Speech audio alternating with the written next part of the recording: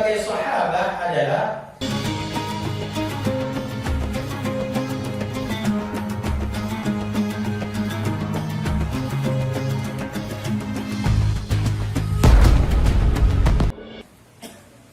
Bismillahirrahmanirrahim. Assalamualaikum warahmatullahi wabarakatuh.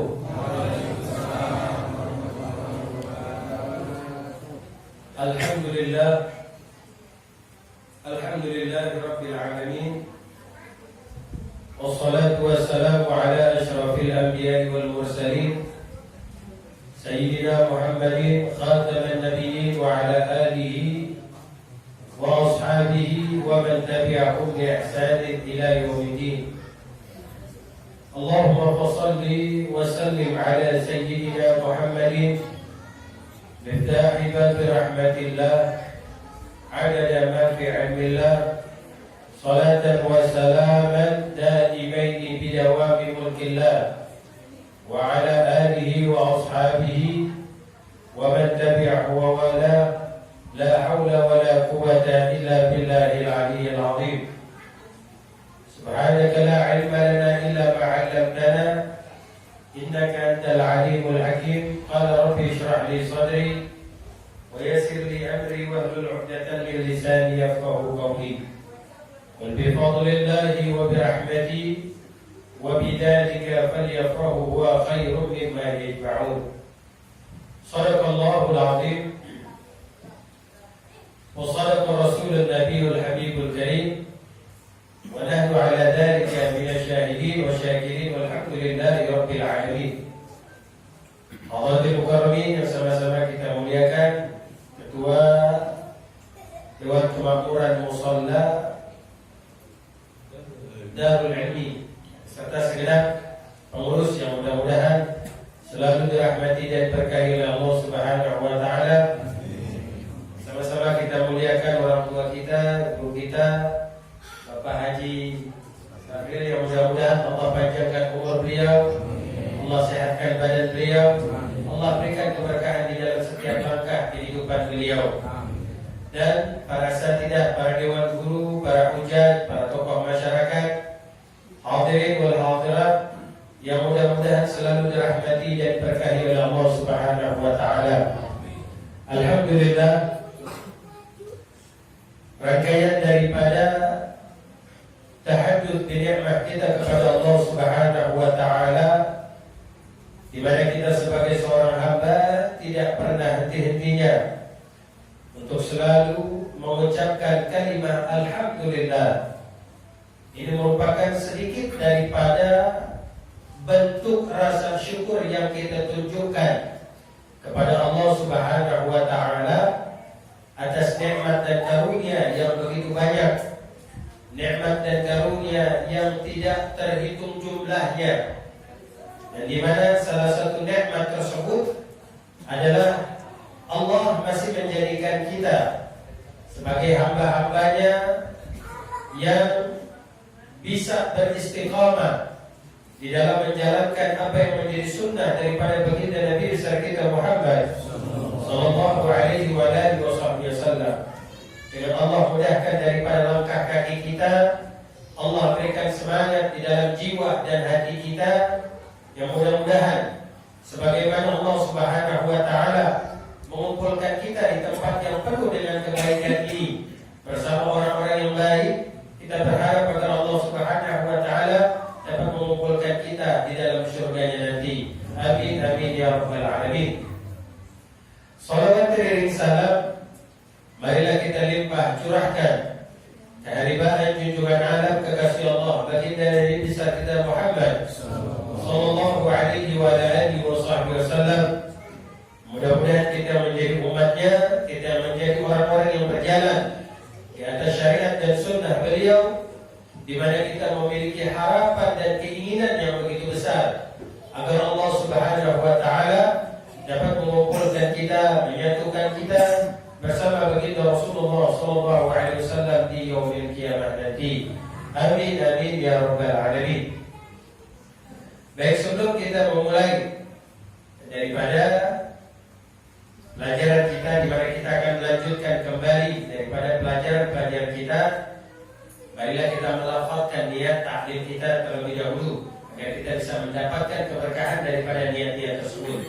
Bismillahirrahmanirrahim. Bismillahirrahmanirrahim. Nawaitu ta'alluma wa ta'lim wa tadakkur wa tadhkir wa naf'a wal intifa' wal ifadata wal istifada wal hatta ala tamassuk bi kitabillah wa sunnati Rasulillah sallallahu alaihi wasallam wa du'a ila al-huda wa dalalata ala al-khair ibtigha'a wajhillahi al-karim wa maghfiratihi wa ridwanihi wa qurbihi wa tawabihi wa jannatihi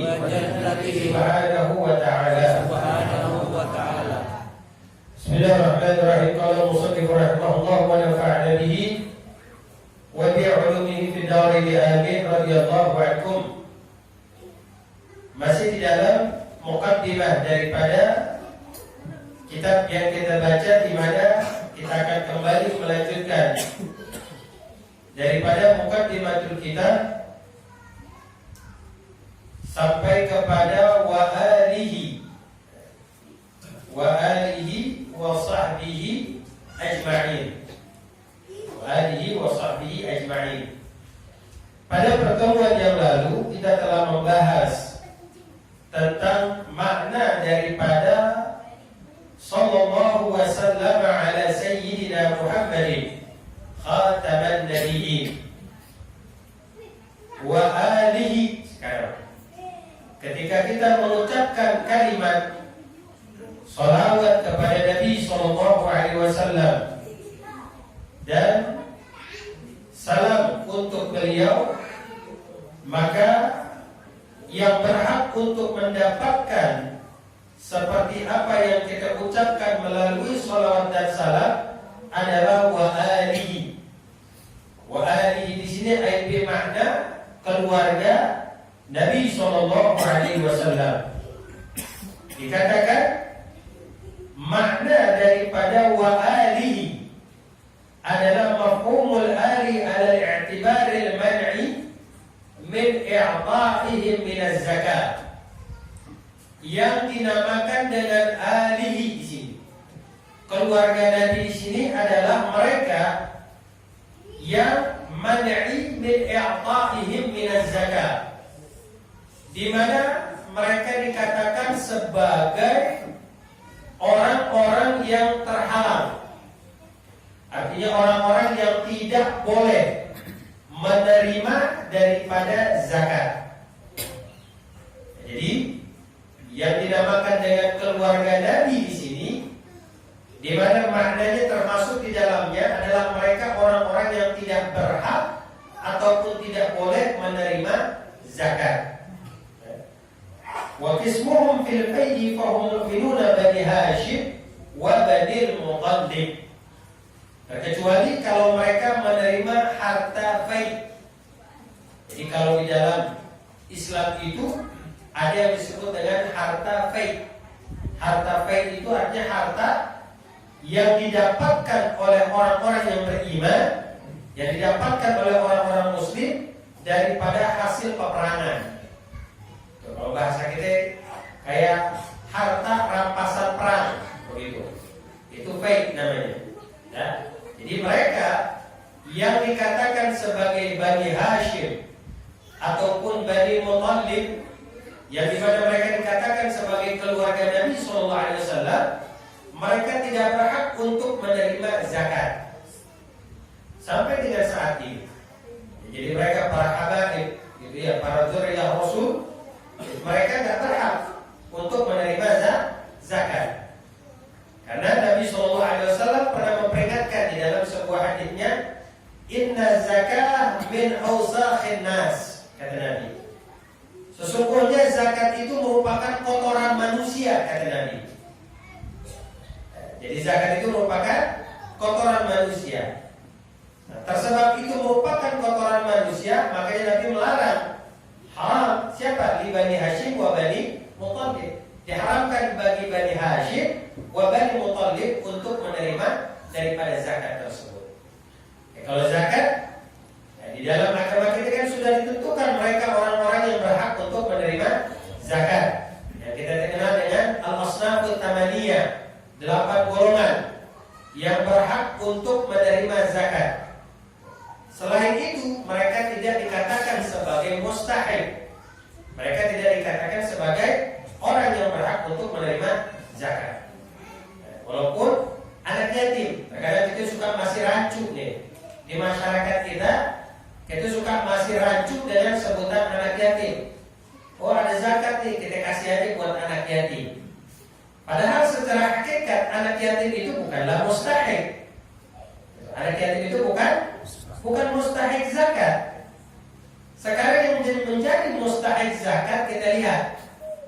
Dia yatim yang mampu atau yatim yang tidak mampu. Dia yatim yang kaya atau yatim yang miskin. Kalau dia dikatakan sebagai seorang yatim yang mampu dan kaya, maka dia tidak berhak untuk menerima zakat walaupun dia adalah seorang yatim. Terkecuali kalau dia adalah seorang yatim yang tidak mampu, seorang yatim yang miskin. Nah, yang menjadi ketetapan di sini adalah miskinnya, bukan pada yatimnya. Ini yang harus kita pahami. Jadi yang dinamakan yatim, mereka bukan termasuk sebagai mustahik zakat. Ataupun para janda-janda. Kalau janda kaya bukan mustahik, kecuali kalau janda yang miskin, yang butuh perhatian, gitu ya, karena dia ditinggal suami, meninggalkan anak yatim beberapa orang, dia nggak punya pekerjaan yang tetap, nggak punya penghasilan yang tetap. Terus siapa yang akan memberikan nafkah buat dia pada setiap harinya dan lain sebagainya. Maka dibutuhkan perhatian khusus. Nah, mereka lah yang dikatakan sebagai mustahik pada akhirnya. Jadi bukan label yatim atau bukan label jandanya, di mana mereka menerima zakat, tapi lebih kepada fakir atau miskinnya, seperti itu. Dan ahli Muhammad di sini, mereka yang disebut dengan keluarga Nabi SAW adalah orang-orang yang tidak berhak untuk menerima zakat. Karena zakat itu min awsakhin nas, kata Nabi SAW. Kemudian wa sahbihi, dan juga salawat dan salam untuk para sahabatnya Nabi SAW. Sekarang siapa yang dikatakan sebagai sahabat di sini? Yang dikatakan sebagai sahabat adalah wa huwa man ijtama'a bin nabiyyi. Mereka adalah orang-orang yang berkumpul bersama Nabi SAW, mukminan bihi, dan beriman kepadanya. Orang-orang yang berkumpul bersama Nabi, kemudian beriman kepadanya, fil ardi, di muka bumi, ya, di muka bumi, fi hayatihi, di dalam kehidupan beliau Rasulullah SAW, ba'da nubuwatihi, setelah kenabian. Ijtima'an muta'arifan bi an yakuna bil abdan fi alam dunya. Jadi berkumpul dengan Nabi, muta'arifan, dan saling mengetahui. Bi an yakuna bil abdan. Dengan apa? Dengan jasadnya. Dia melihat jasad Nabi, terus Nabi juga melihat kepada dirinya. Fi alam dunya, dan itu terjadi di alam dunya. Itu baru dinamakan sebagai sahabat. Orang yang hidup sezaman dengan Nabi, kemudian dia melihat Nabi secara langsung, ya. Dan itu terjadi di muka bumi, di alam dunia ini. La fis sama, bukan di langit. Jadi bukan di langit. Jadi kalau andai kata ada makhluk ketemu Nabi di langit, bukan dinamakan sahabat. Ya, ada makhluk deh ketemu Nabi di langit. Oh, saya melihat Rasulullah SAW ada di langit pertama atau di langit kedua.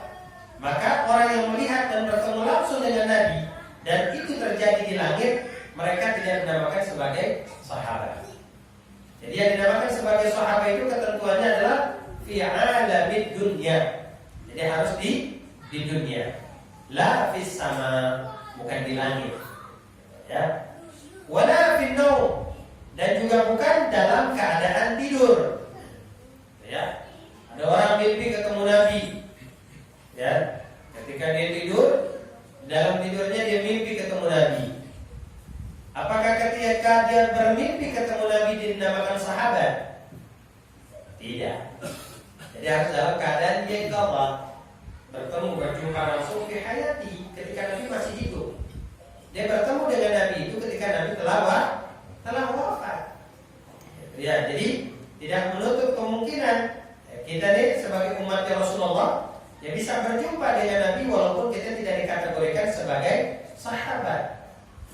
Tergantung daripada kualitas, tingkatan daripada mahabbah kita kepada Nabi SAW, maka inilah yang menjadi penyebab utama di mana kita bisa bertemu dengan Nabi SAW. Banyak para ulama mengajarkan kepada kita tentang kaifiyah, tentang cara-cara bagaimana kita bisa berjumpa dengan Nabi SAW, baik di dalam mimpi ataupun secara yaqظah, secara nyata. Ya, karena ini merupakan salah satu kemuliaan yang Allah berikan kepada kita, kepada umat akhir zaman, di mana kemuliaan ini tidak Allah jadikan kepada umat-umat terdahulu. Jadi jangan sampai kita seumur hidup tapi tidak pernah mimpi ketemu Nabi. Mimpi belum?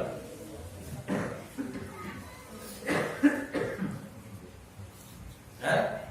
Udah mimpi belum? Belum. Ya. Jadi jangan sampai seumur hidup dari muda sampai tua kita tidak pernah mimpi ketemu Nabi. Ya. Jadi seseorang apabila mereka bermimpi berjumpa dengan Nabi SAW, itu disesuaikan dengan kadar-kadar masing-masing, disesuaikan dengan kadar keistiqomahan mereka. Orang yang tingkatannya tinggi maka akan melihat Nabi dalam bentuk aslinya. Orang yang tingkatannya berada di bawahnya maka akan melihat Nabi bukan dalam bentuk aslinya, dan seterusnya. Bisa dalam bentuk gambaran apapun. Misalnya kalau dia punya guru, bisa dalam bentuk gambaran daripada gurunya, karena gurunya memiliki ketersambungan dengan Rasulullah SAW. Jadi jangan kita anggap ketika kita melihat Nabi SAW antara mimpi yang terjadi kepada orang awam dengan tingkat keistiqomahan yang rendah dengan mimpi yang terjadi kepada orang-orang saleh yang memiliki tingkat keistiqomahan yang begitu hebat, jangan kita anggap sama. Itu berbeda. Jadi Nabi datang kepada orang itu disesuaikan dengan kadar ketaatan, dengan kadar keistiqomahan daripada orang tersebut. Bisa jadi dalam bentuk guru-guru kita, bisa jadi dalam bentuk wajah orang-orang saleh yang kita kenal. Lihat atas, tidak tahu semua. Dan ini tidak menutup kemungkinan. Ya, jadi jangan sampai kita di dalam hidup kita tidak pernah bermimpi berjumpa dengan Nabi SAW. Ya, aib satu kejelekan, satu keburukan apabila kita mengaku umat Nabi Muhammad tapi kita mimpi Nabi aja tidak pernah. Ya, mimpi Nabi aja kagak. Ulama banyak ngajarin kalau mimpi ketemu Nabi dan ini amalan-amalan yang mujarab banget. Ngajarin kepada kita amalan-amalan kalau kita mau berjumpa ya. Insyaallah pertemuan akan datang saya bakal kasih nanti amalan-amalannya supaya bisa berpikir kemudian harus punya target gitu ya. As-sahabat ya, la fi naum au fi yaqظah, ataupun hadir dalam keadaan nyata tapi setelah wafatnya Nabi dia bertemu dengan Nabi secara langsung. Bertemu dengan Nabi secara langsung tapi dalam keadaan setelah Nabi wafat, maka tetap dia tidak dikatakan sebagai sahabat. Banyak para ulama, orang-orang saleh sebelum kita, para salaf kita, yang dimana mereka berjumpa dengan Nabi SAW itu secara yaqظah, secara sadar. bukan melalui mimpi. Sadar mereka berjumpa dengan Nabi Sallallahu Alaihi Wasallam.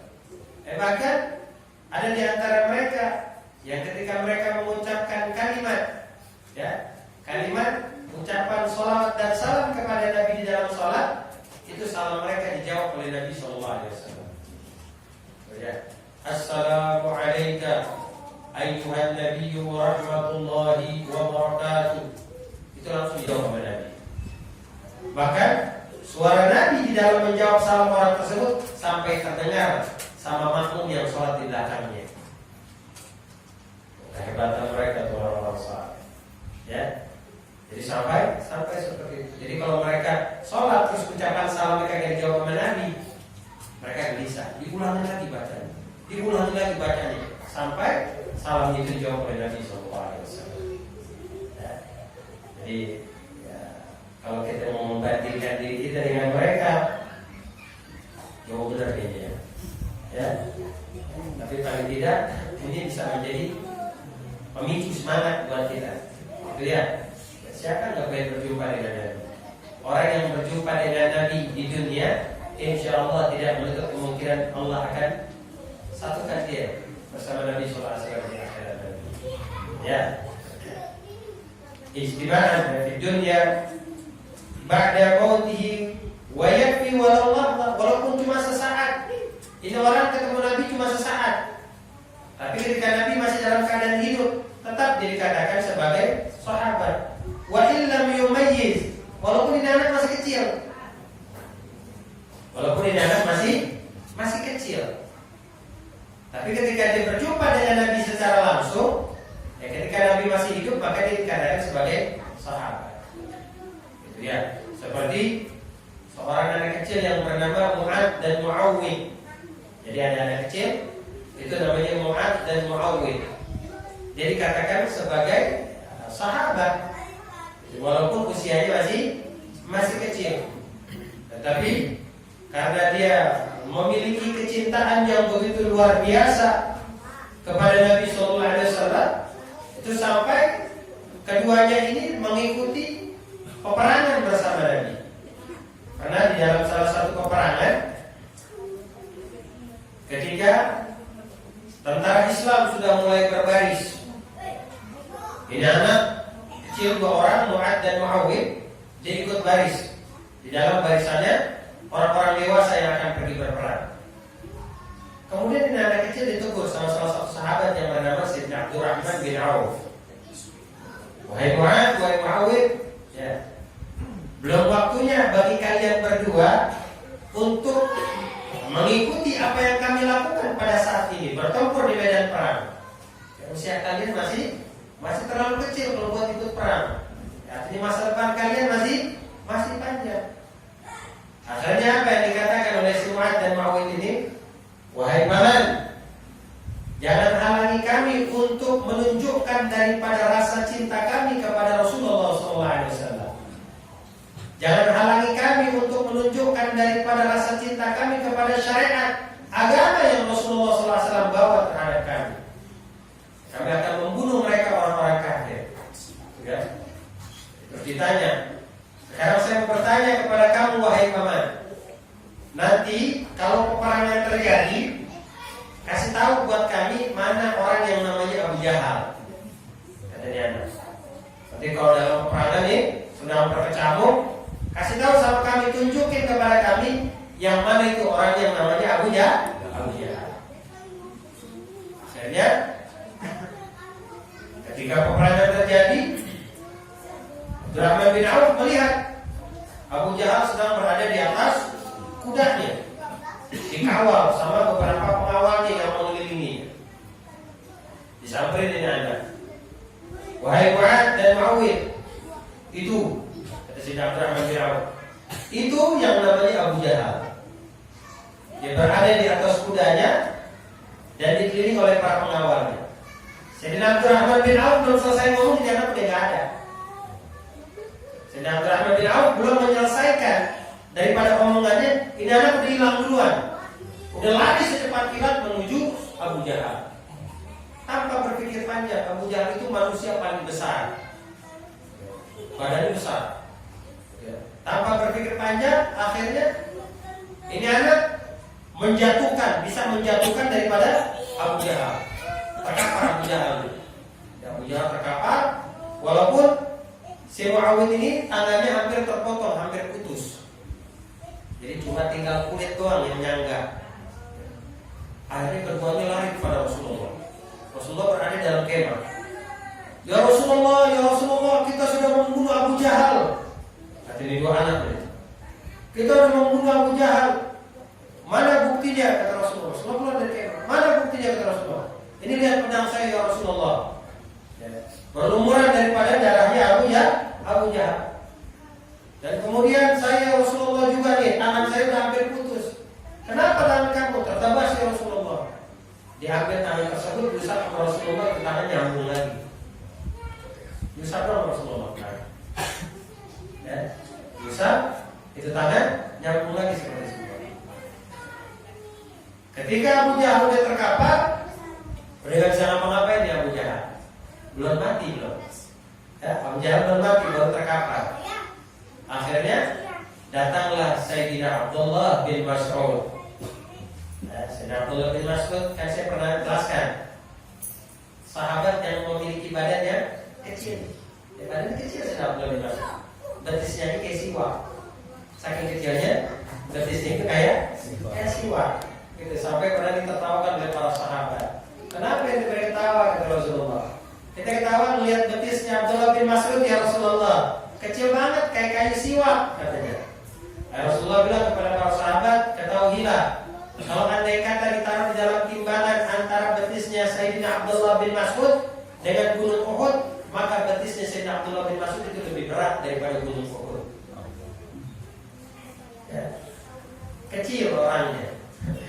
Ketika dia jalan, dalam peperangan dia lihat, wah, Abu Jahal nih. Dia ingat dulu waktu masih di Makkah, ini Sayyidina Abdullah bin Mas'ud pernah ditempelin sama Abu Jahal. Jadi ketika Rasulullah SAW mendapatkan wahyu, mendapatkan firman Allah, kemudian mengatakan kepada para sahabatnya, firman tersebut disampaikan oleh Rasulullah kepada para sahabatnya. Kemudian Sayyidina Abdullah bin Mas'ud pergi ke Ka'bah. Jadi para pembesar orang-orang kafir Quraisy pada saat itu kalau duduk di sekitar Ka'bah mereka, Abu Jahal, Abu Lahab, Abu Sufyan dan abu-abu yang lainnya pokoknya. Gitu ya. Kalau duduk itu di sekitar Ka'bah. Ketika lagi duduk di situ, Sayyidina Abdullah bin Mas'ud datang kemudian membacakan Al-Qur'an di hadapan mereka. Digebuki ini Sayyidina Abdullah bin Mas'ud. Ya, nama para pembesar Quraisy. Pulang ke Rasulullah, ya Rasulullah, saya mungkin ini ya sama orang-orang kafir Quraisy. Emang kenapa kata Rasulullah? Saya baca Al-Quran di hadapan mereka. Jangan diulangi kata Rasulullah. Jangan diulangi seperti itu lagi, nanti kamu akan kesulitan. Akhirnya turun lagi wahyu, disampaikan lagi oleh Rasulullah kepada para sahabat. Untuk yang kedua kalinya, Sayyidina Abdullah bin Mas'ud pergi lagi ke dekat Ka'bah.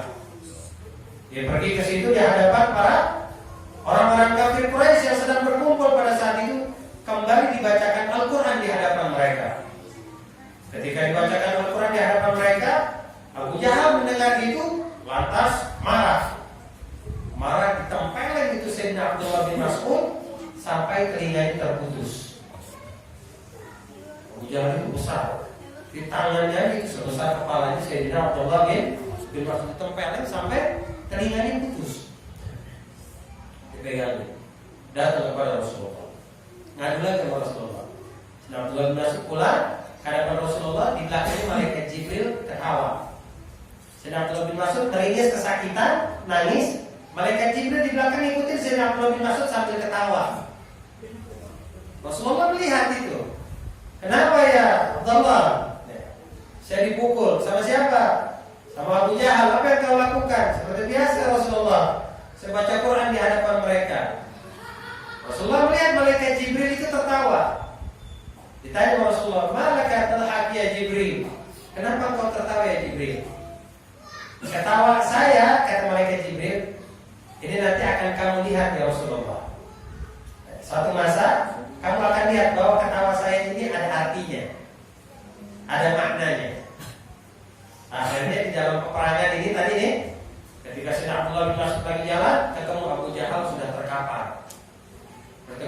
tapi belum mati.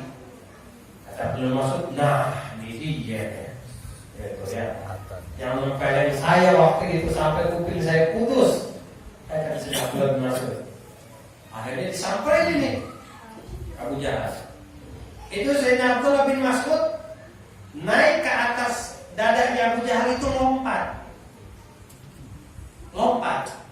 Jadi saking besarnya Abu Jahal, sampai-sampai Sayyidina Abdullah bin Mas'ud itu kalau naik ke dadanya Abu Jahal itu dia lompat.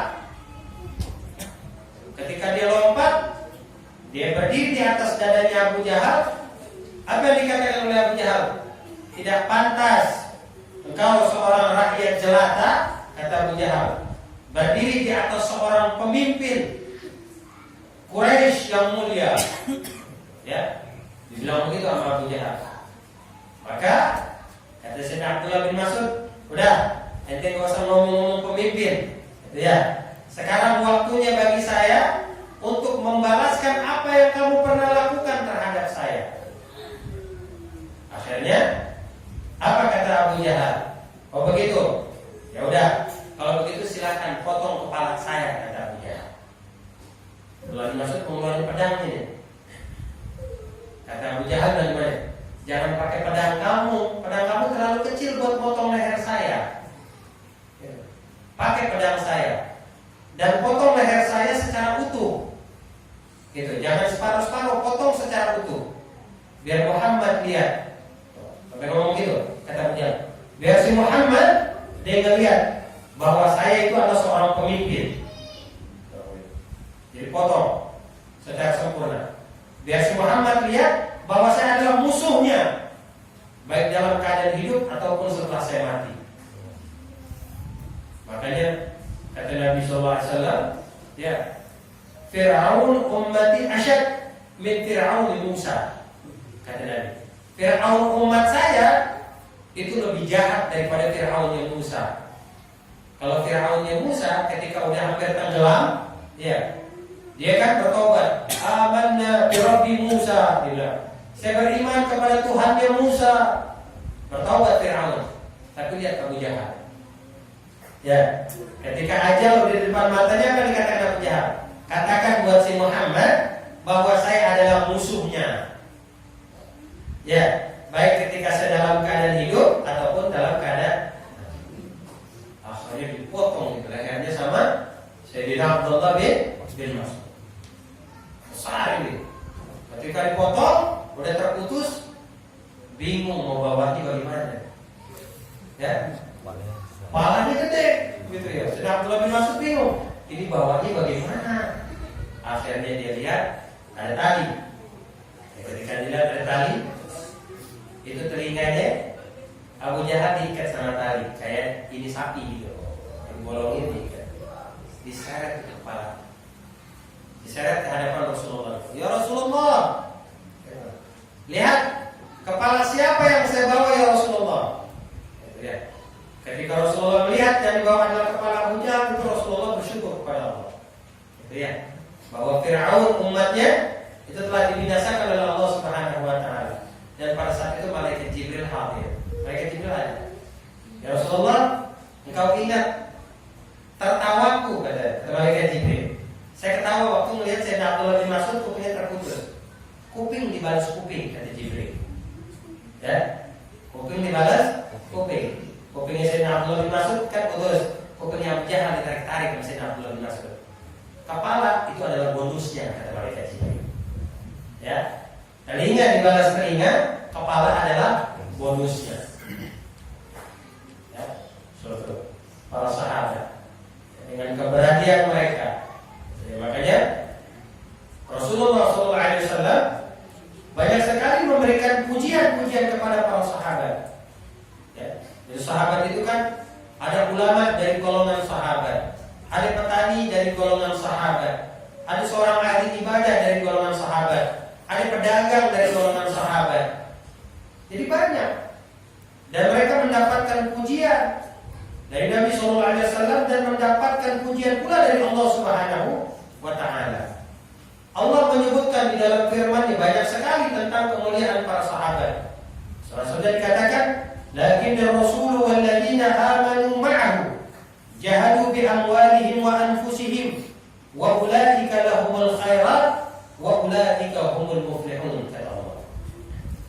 rasul walladzina amanu ma'ahu, dan mereka orang-orang yang beriman yang mengikuti Rasulullah sallallahu alaihi wasallam, jahadu bi amwalihim wa anfusihim.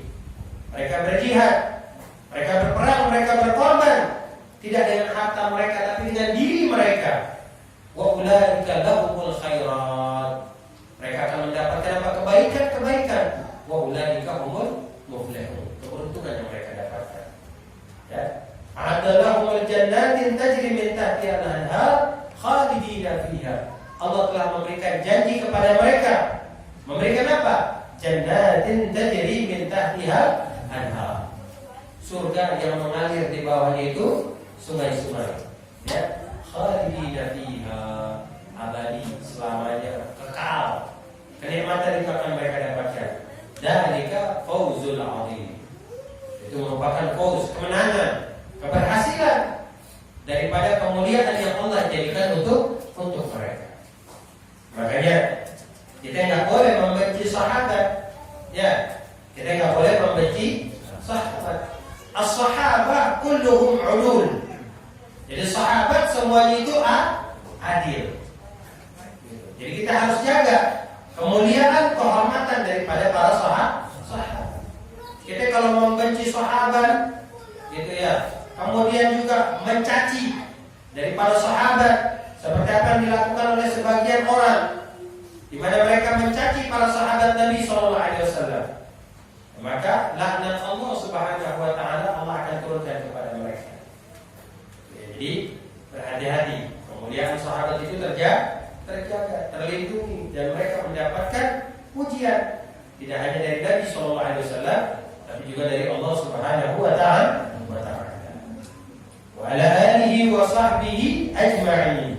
Ajma'in itu merupakan bentuk taukid, ya, penegasan kembali bahwa semuanya akan mendapatkan daripada salawat dan salam dibacakan oleh kita umat Nabi Muhammad sallallahu alaihi wasallam. Wala haula wala quwwata illa billahil aliyyil azim. Wala haula, apa itu wala haula?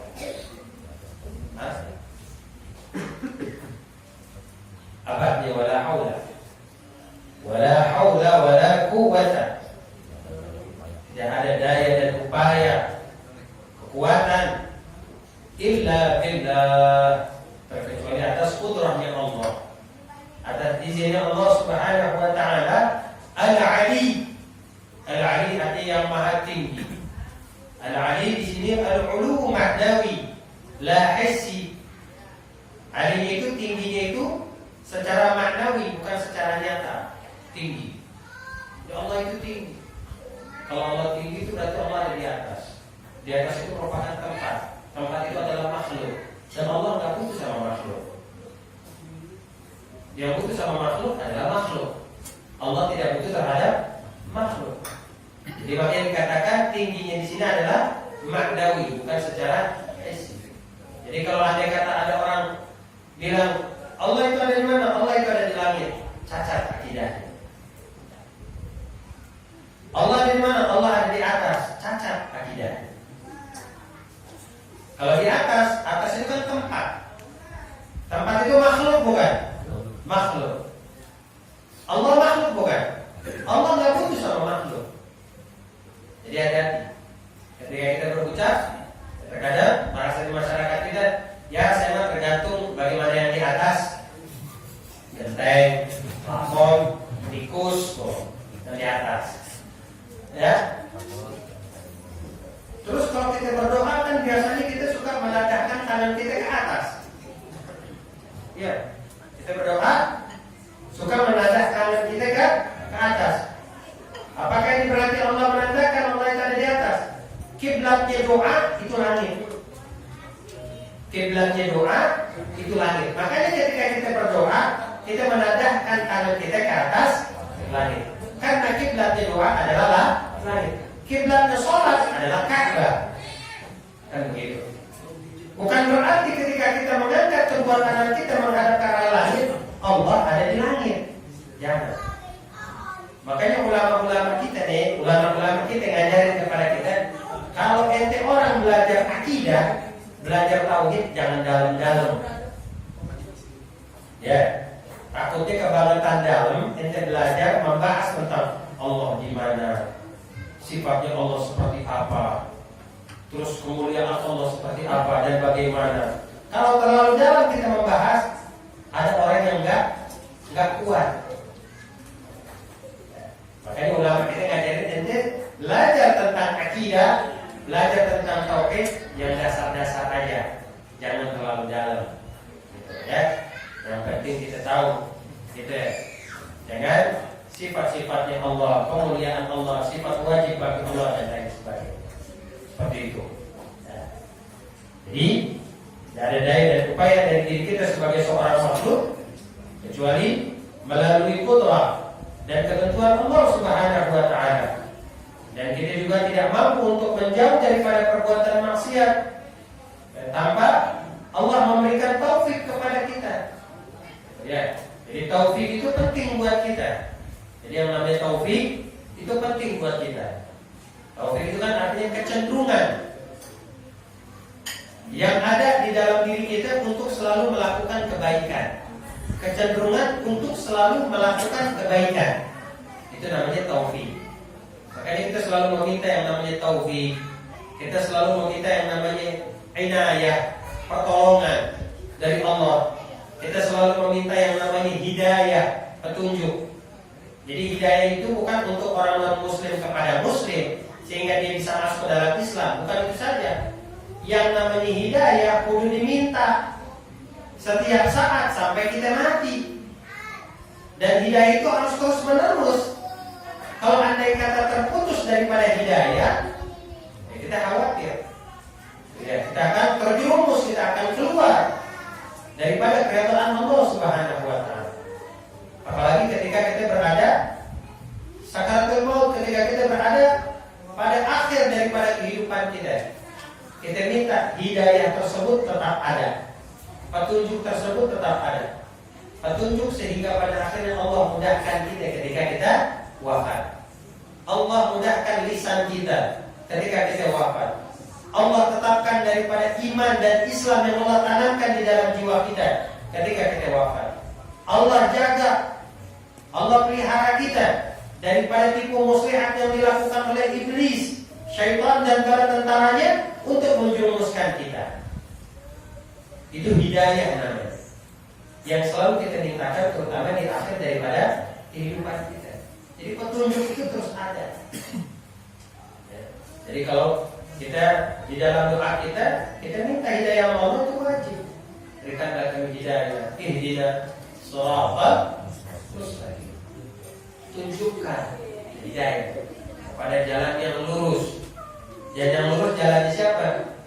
Jalan para nabi, jalan para rasul, jalan para sahabat.